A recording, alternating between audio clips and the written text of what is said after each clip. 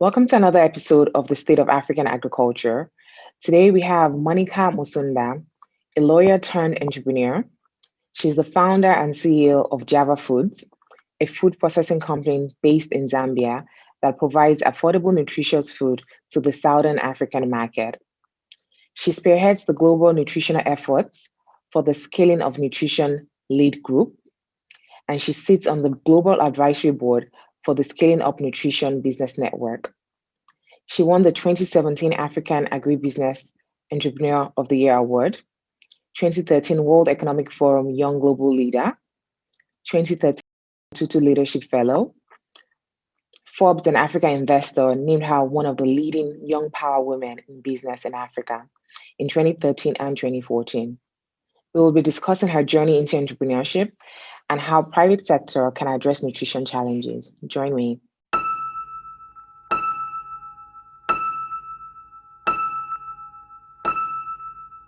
Monica, thank you for joining us today. How are you? Thank you for having me. I'm very well, and yourself? Great, I'm doing great, thank you. So I wanted you have a very inspiring story, lawyer turned entrepreneur, and you also worked at Dangote Group. Yeah. So I worked at Dangote Group as well, but I think I left. Really? What year were you there? I started, I think 2010, 2011. When did you leave? I left towards the end of 2011. So which department, or where were you, in head office or in one of the subsidiaries? Head office, actually. So I worked with Alhaji Sani. Okay, all right. So you. Yes. So I ended up. That's okay. I ended up managing like the Dangote farms, like some tomato projects and pineapple projects. So that's how I got into this, actually. Fantastic. I think we overlapped, but because you're working with Alhaji Sani, I probably didn't know you at the time or see you. But it's really great to reconnect, and really great that you're still doing food. So and also talking about food a lot more and nutrition. So really happy to be featured on the show today. Oh, thank you. I'm happy to have you. And I want you to talk more about your transition, why, some of your startup constraint, and why the food sector. What made you change from being a lawyer to being an entrepreneur? Yeah, it's really interesting because I was very happy being a lawyer, and I had some very interesting jobs and lived in really interesting countries. In fact, I moved to Nigeria to work and support the Dangote Group in their international expansion and fundraising. So I came as a lawyer, but being in Nigeria, what it showed me was that there was a lot more to the African continent and the opportunities than sort of sitting behind a desk doing paperwork. And it was, although law was really interesting, I think what my stay with Dangote really helped me see was more of what was out there. And we traveled to a lot of countries, including my own country. And I had not lived in Zambia for almost 13 years. And every time I came back, everyone used to ask me, Monica, what are you going to do for your country? What's happening here? Like, where are we going to see Zambia really move forward? And so I really challenged myself, to see if I could to be a part of the development of my own country. And I made the leap to come back. I mean, I was very sad to leave Nigeria and the Dangote Group, but I really felt there was work to be done here, and it was hard. And food was an interesting one because Zambia is known to be an agricultural hub. We grow very successfully certain crops, so maize, wheat, soybean, peanuts, very successful by both commercial and small-scale farmers. And we have found that in terms of production year on year, yields have been very strong and continue to be strong. Of course, in the years of drought, we have struggled a bit, but we have not seen it as bad as other countries. So fundamentally, I thought the raw material was here in Zambia, but where were the processors? So what happens is we grew all this food and we sold it as basic commodity to other countries or other companies, and we bought the food back. So Zambia remains, like many other African countries, a net importer of food. So really quite a strange issue there when you grow so much, but you still import food. And so for me, I thought the opportunity was really in food, in really creating good, affordable, nutritious foods from locally grown, locally acquired raw material. And that's how the journey began. I'm excited to hear this because we talk about adding value to our products, and you're literally championing it in your country. So it's actually amazing to hear, and that you went back home. But in Yes, Zambia, maize is part of the main diet. Every meal goes that's with right. maize, and Zambians tend to grow more maize than any other crop. That's They true. grow That is they true. they grow wheat as well, but noodles wasn't a product they were familiar with. There was no True. demand for it. True. So So a couple of things is really interesting when you say, and I'm sorry to interrupt you there, no, because you're that's fine. right. The staple is a maize porridge, and Hmm. very well known to many countries around Zambia, and even in Nigeria, you have Yeah, probably a similar type of right. pap, or made from different grains. The problem with this was that it has been with us for many years, but we were missing something. We were missing the fact that we're a very young country. So 60 or 70% of the population of Zambia is below the age of 30. And consumption patterns of 30-year-olds is very different from consumption patterns of 50 or 60-year-olds. So what we are seeing and what we continue to see is that these young generation are now willing to try different foods as long as it fits their budget, as long as it fits their lifestyle. Remember, a lot of our kids today are looking about convenience. Maybe they've got a Mm. high pressure job, or they're on the go. They don't have time to spend 6 hours to prepare the So traditional yeah. foods. Huh? And we love the traditional food here. We know that there's always a place in our homes for Hmm. that meal. However, on a day-to-day basis, the reality is that the foods are different because the kids are eating different foods. And so that's when I really thought about trying to introduce a completely new food to a population that was aspirational. Remember, these guys are on social media looking at what other kids are doing. A population, a target market, which have maybe $1 or $2 to spend, but not a lot of money, but are willing to spend that little bit of money on Right. something new, and are much easier to talk to. So now it's a lot easier to convince a consumer through the many marketing tools that we have. So that is why I thought, let me go for a noodle brand. And having come from Nigeria, where noodles are so successful, and speaking to Indomie when I first started, and he said to me, okay, it's going to be hard, right? Because the first few years are telling people what the product is, Mm. but then when it takes off, you won't be able to keep up. And I kept that at the back of my mind, because the first few years was hell. I mean, people didn't know if it was a biscuit. They didn't know, it had been marketed for expatriates. It had never been marketed for a Zambian consumer, which is a shame, right? So we really positioned the Easy brand for Zambians, for you, for your budget, for your kids. We understand what you like to eat, your taste preference. So the imported noodles just didn't have the right taste preference. We are a landlocked country. Many Zambians have never tasted seafood before. So why would you bring a seafood flavored noodle into the market? And we just saw that as an opportunity to give the market, the Zambian market, what they knew and what they wanted. So after a few years, and I think people then liked our taste. We were the first ones to introduce the palette. So, our taste Yeah. is what sort of leads the way.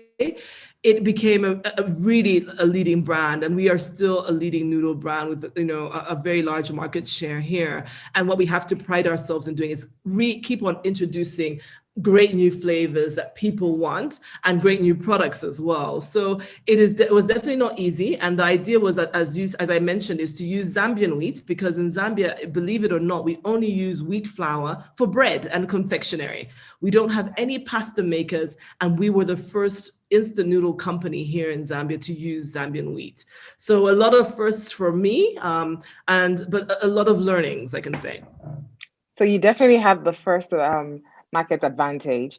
And it's Yes. interesting to hear because a lot of people, when they advise entrepreneurs to go into a food space, they always ask to make sure there's a demand for the market. But you seem to do something totally different. Yeah, and lost a lot of money, right? But something, sometimes you can do the inverse. Sometimes you don't know. And also, we don't know how big the African market is, right? So I don't know if Yes. anyone can tell me in any market sector that this is how big the market is. Africa is full of unicorns and so many interesting markets.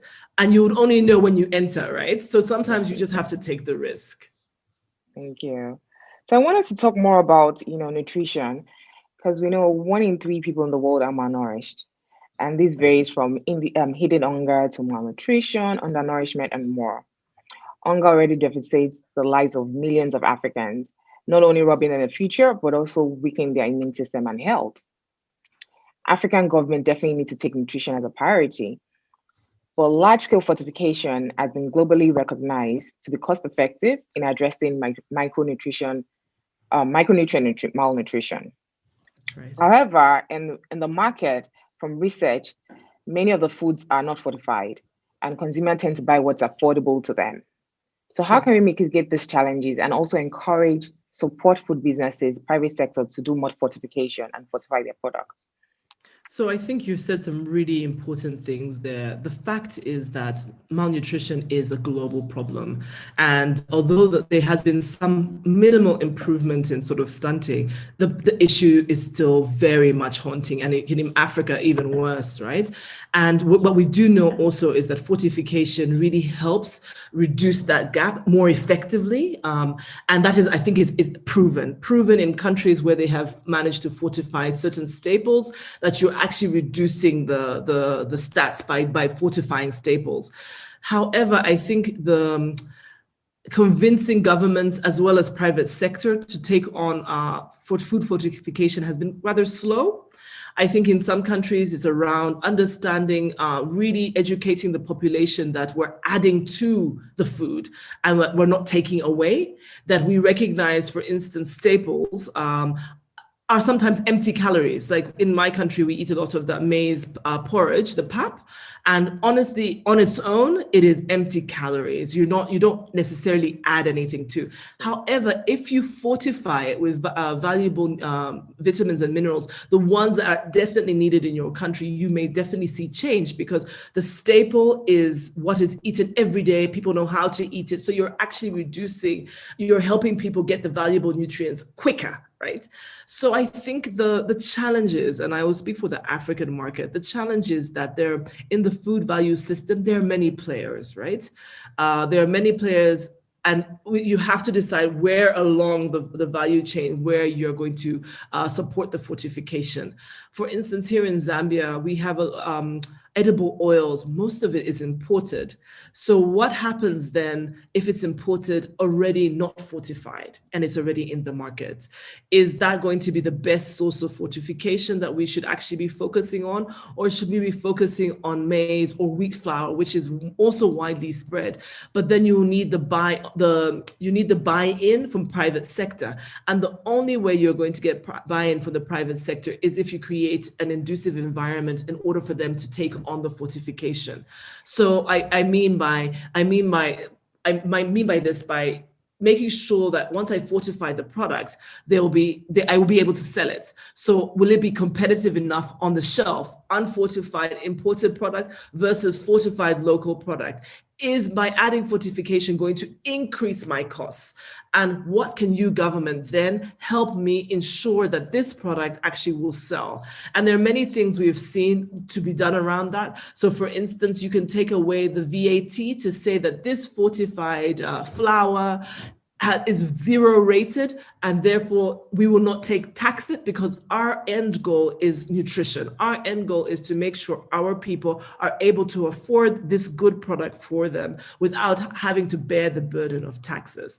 Another way is to help the producer to reduce some form of tax, or to provide an incentive for them to produce the products. So you can say a lot of the micronutrients are imported. There are very few countries on the continent that actually produce micronutrients. So you're probably buying them from an international company.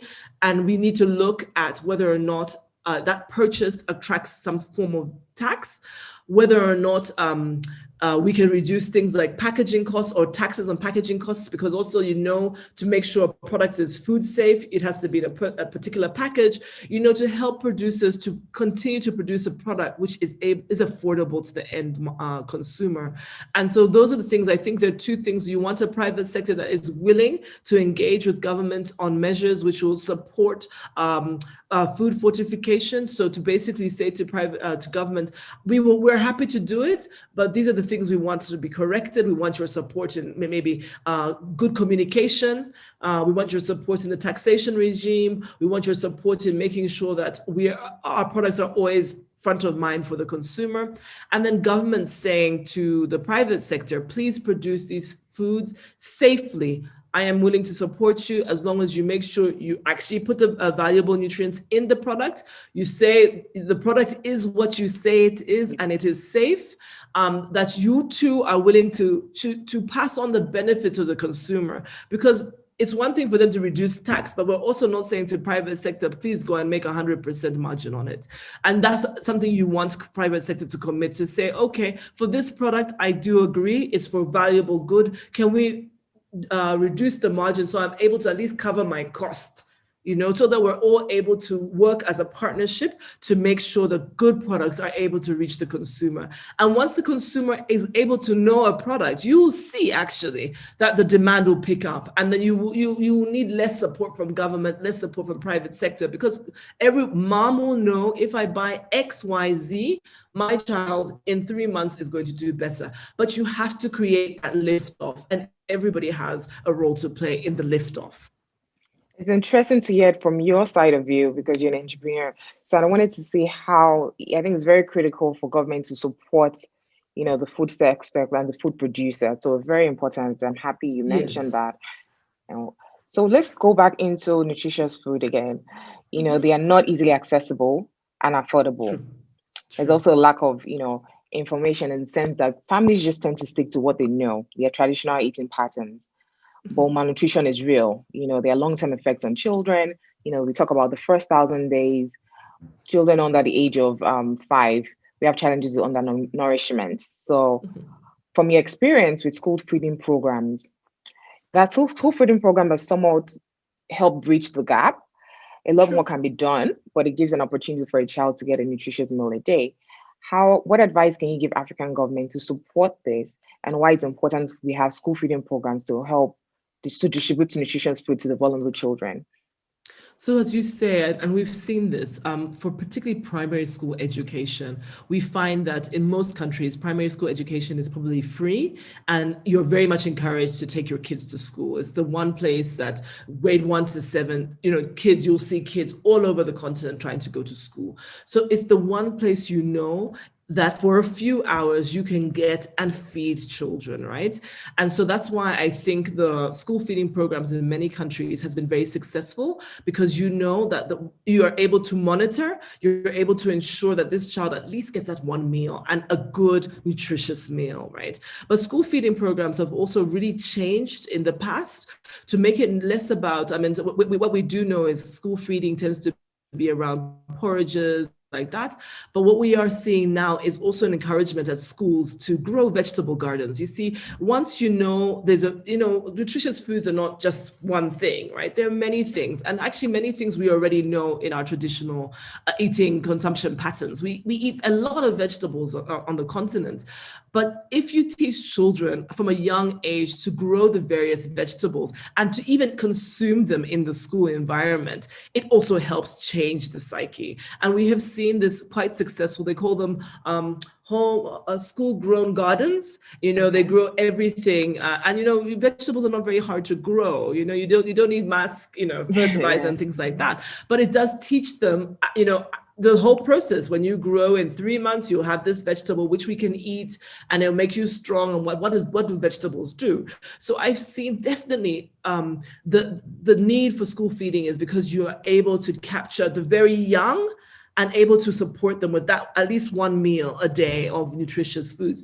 The issue about school feeding is sustainability, right? Many African countries just cannot afford to continue to roll out school feeding programs. And at some point, it becomes completely really hard to continue to do so.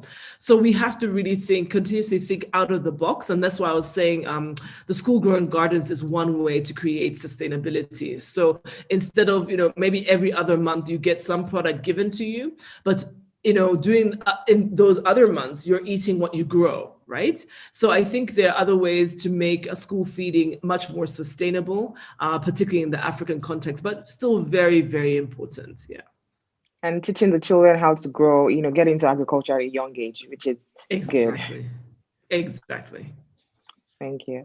So now let's go back to COVID-19, the pandemic. it disrupted a lot of, it disrupted our food systems and affected a lot Mhm. of intercontinental trade, especially for a country like Zambia. So Mhm. tell us how Java food was affected and some of the challenges you faced. How can we be better? How can we build more resilient businesses? So I think let's talk about what it did actually, and then I'll speak about Java. I think first of all, no one saw this coming. So many businesses, big and small, were unable to take proper risk measures against COVID-19. You can see many countries decided to lock down their countries. Some had partial lockdowns. But what this meant, particularly for countries like Zambia who import food, the first fear was, oh my God, what are people going to eat if our neighbors have closed their borders, right? And there was a real fear. And what that also spiked was the cost of food. So in many, many countries, Zambia not excluded, we saw depreciation of the currency by huge amounts, which meant imported food coming into the country also skyrocketed. Another impact of COVID was that people were no longer working. So remember, there were only essential workers. So if you're in the line of business, which was not essential, so for instance, you ran a restaurant in the market, or you had a small nursery, right? And you were able to gain income. The fact that the lockdown came, you were no longer able to run your business, which meant you had no income, and which meant you were unable to buy food, right? And this is the food which has now skyrocketed. So you are in a situation now where there was a serious issue around hunger being brought about because of COVID. Right. And it was a serious, I think governments really were very afraid of this happening. I mean, for the Zambian government, there was a lot of discussions around with our neighbors to ensure the continuous inflow of food, because it was going to create a crisis. The only thing, of course, was affordability still remains an issue around food.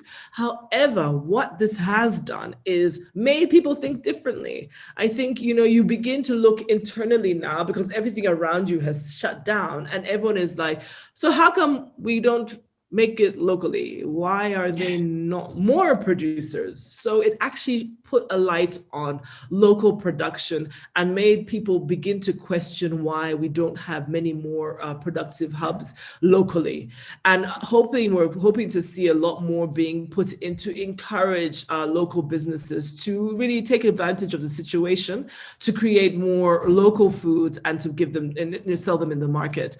Of course, I think speaking for Java, what we did was initially the noodle brand, Easy Noodles, is a very strong brand, particularly when school is on. So we were really deeply affected for 5 months on the noodle brand because schools closed, right? We had sales dipped almost 40%, which showed us another thing that we really need to figure out how we market it, because noodles isn't just a school meal, right? It should be eaten all the time. So we learned a lesson about really diversifying how we sell the product much more, because we couldn't rely on noodles once the market had closed.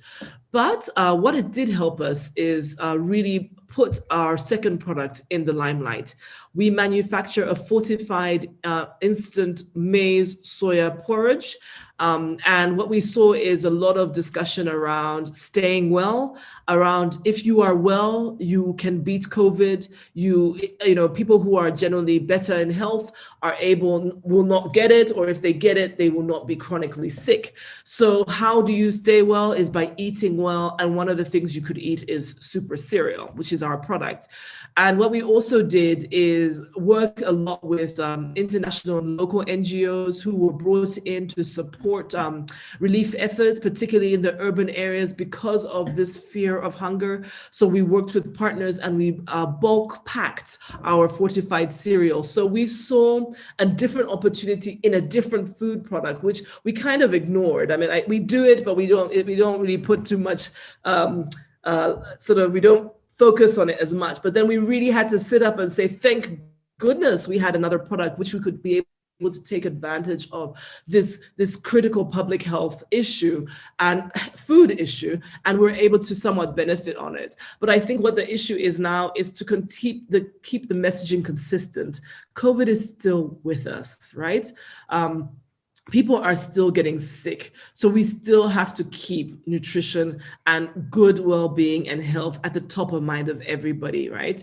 And so if for me at Java, we are now thinking, how can we make sure we produce foods that are good for you, that will keep your health well to fight off COVID, but also other diseases. So there were some good out of it, definitely some lessons learned, and some bad. We lost revenue. We had, obviously, like every other business, were also affected. Our staff and their families were affected directly, and we had to deal with costs relating to COVID that we never had to deal with before, ensuring the health of our workers, transporting our workers, reducing who was in the office, who was in the factory, things. At any one time, you have 30 people in a factory, and then everyone is talking about physical distancing. And how do you effectively do that in a factory? So we really had to deal with some serious practical issues that affected the day-to-day operations. But on a strategic level, it also showed us the need for diversification of products, for thinking ahead on product formulation and development, on not relying on one product, because we loved easy noodles, and for year in, year out, it made 80% of revenue. And now we were very nervous. Were schools ever going to open, right? So on a strategic level, we also learned, right? And we continue to engage partners and government about being a valuable private sector partner as they begin to think of nutrition interventions going forward. A lot of good lessons learned. So even though with the crisis, we learned a lot of things. And for me, I've always wanted to interview you. I learned I don't have to be in Zambia, so I could do this over Exactly.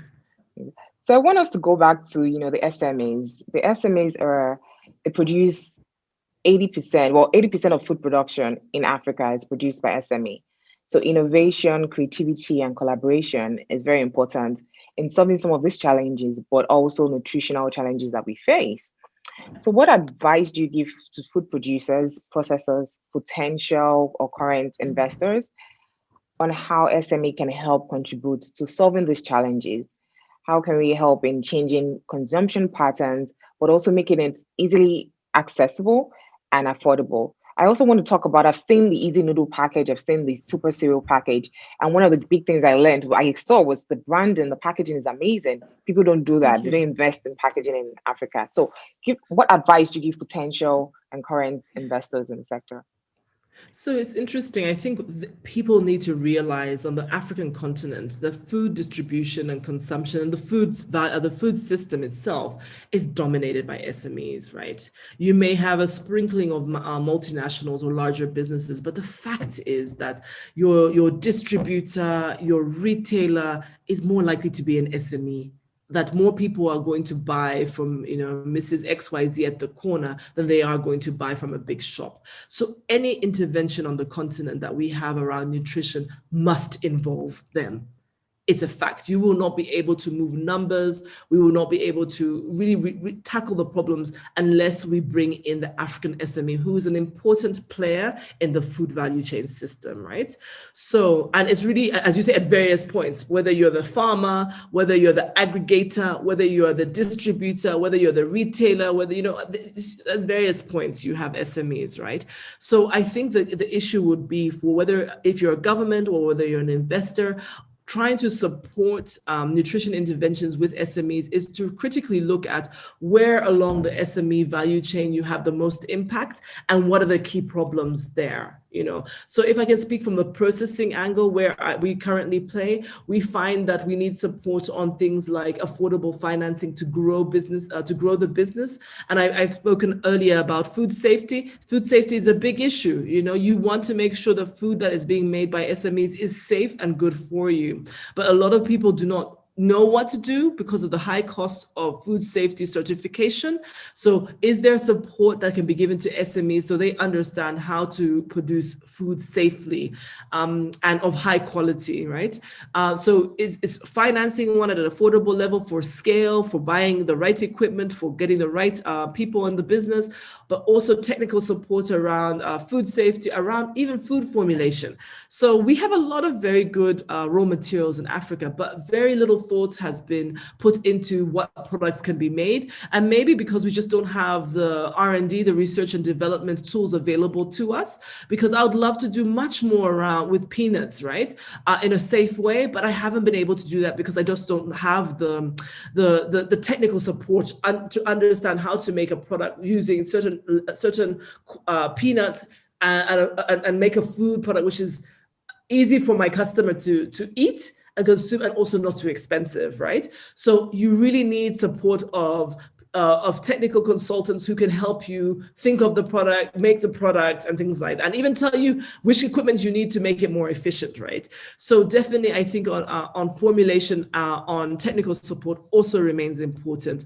Also, I think an understanding that many of the people in the food value chain in Africa are women, and women juggle so many things. How can we support women then to grow their businesses at scale, to help them focus on, that particular business that they're doing? And I think if we're more open to supporting women, you will see a great change in the food value system in Africa. So I think for me, those are the key ones I will be looking at. Definitely technical support and assistance, financing, partnerships also with bigger food producers, because they are big producers who do things very well, but may avoid certain markets because it's just too small a market for them. So why can we not create better partnerships with the big producers and small producers to allow the smaller producer to access the market where the big producers may not be interested in? And there are some international corporates who have signed up for such things to help with marketing, as you said, even help things around packaging, because they know in their own home countries why packaging remains important. So you can bring that skill to an African SME and say, look, we have this marketing source available. We're happy to lend you the resource so that they can help you in your market develop a marketing strategy, to develop packaging and things like that. But that comes with positive collaborations between food producers or food players, understanding what the end goal will be. Thank you, Monica. Monica, I'm so proud of all the work you're doing, just even being an entrepreneur in the nutrition space and championing Africa. I'm sure Zambians were proud of you. Well, Zambians are proud of you, Africa, the whole continent, and women. So where do you envision Java Foods in the next 5 years? What will be your dream? What do you wish? What kind of growth?